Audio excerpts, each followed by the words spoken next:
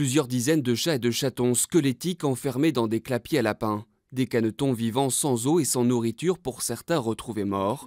Photo à l'appui, Micheline nous décrit la situation dramatique de ces animaux qu'elle a pu observer dans cette maison.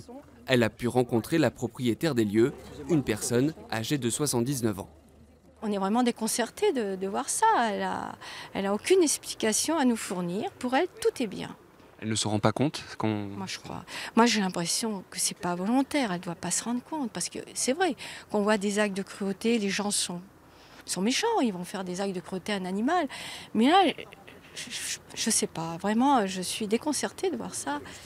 Le 14 juillet dernier, l'association Respectons décide de porter plainte pour sévices graves ou actes de cruauté envers un animal domestique. Et devant la situation d'urgence, l'association demande également le retrait des animaux. Une requête refusée par le parquet d'Auxerre. C'est une procédure largement répandue qui utilise l'article 99-1 du Code de procédure pénale et qui permet au procureur, dans des cas comme celui-ci, de confier par mesure conservatoire des animaux à une association de protection animale.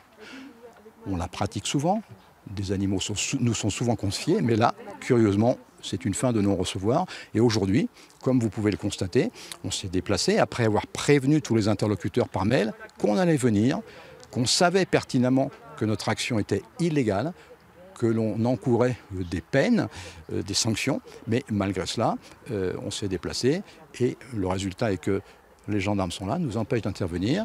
Contacté ce matin par téléphone, le procureur de la République d'Auxerre appelle à l'apaisement.